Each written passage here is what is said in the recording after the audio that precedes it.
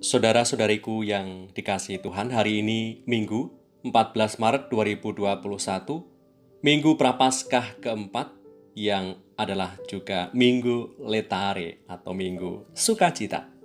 Menurut sabda kita dari Injil Yesus Kristus menurut Yohanes, bab 3 ayat 14 sampai 21.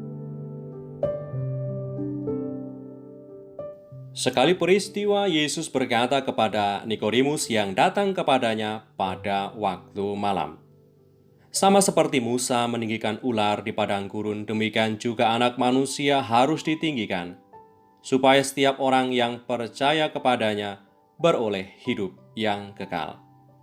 Karena begitu besar kasih Allah akan dunia ini, sehingga Ia telah mengaruniakan anaknya yang tunggal supaya setiap orang yang percaya kepadanya tidak binasa, melainkan beroleh hidup yang kekal. Sebab Allah mengutus anaknya ke dalam dunia bukan untuk menghakimi dunia, melainkan untuk menyelamatkannya oleh Dia. Barang siapa percaya kepadanya, ia tidak akan dihukum. Barang siapa tidak percaya, ia telah berada di bawah hukuman, sebab ia tidak percaya dalam nama Anak Tunggal Allah. Dan inilah hukuman itu. Terang telah datang ke dalam dunia, tetapi manusia lebih menyukai kegelapan daripada terang, sebab perbuatan-perbuatan mereka jahat.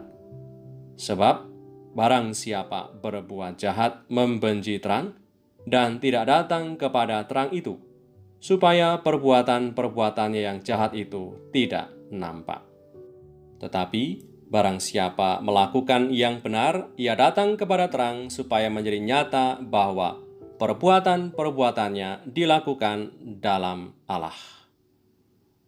Demikianlah Injil Tuhan, terpujilah Kristus.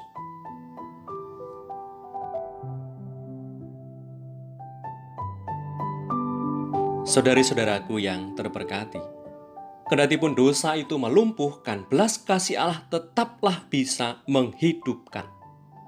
Satu keyakinan yang bisa kita ambil dari kutipan sabda hari ini adalah bahwa Allah menganugerahkan keselamatan oleh karena kasih-Nya yang begitu besar kepada kita. Ketika Tuhan Yesus mengatakan Anak Manusia harus ditinggikan, pada saat itu Yesus memaksudkan bahwa dalam sengsara wafatnya di kayu salib menjadi saat di mana Ia sungguh dimuliakan. Ia sungguh ditinggikan oleh Allah Bapa. Memang di sini ada semacam paradoks iman, di mana saat penderitaan justru menjadi saat di mana Tuhan Yesus dimuliakan, ditinggikan, yang oleh karenanya kita mendapatkan keselamatan.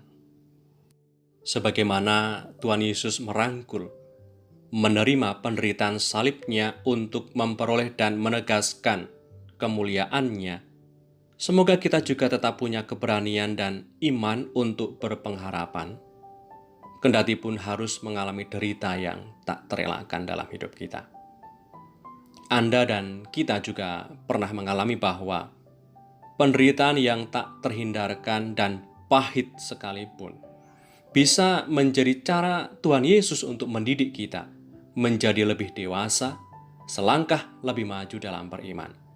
Bisa saja terjadi bahwa saat pahit, tidak enak dalam hidup, menjadi saat ujian bagi kita sehingga Tuhan bisa menaikkan, meninggikan martabat kita, kedewasaan kita dalam percaya dan beriman kepadanya.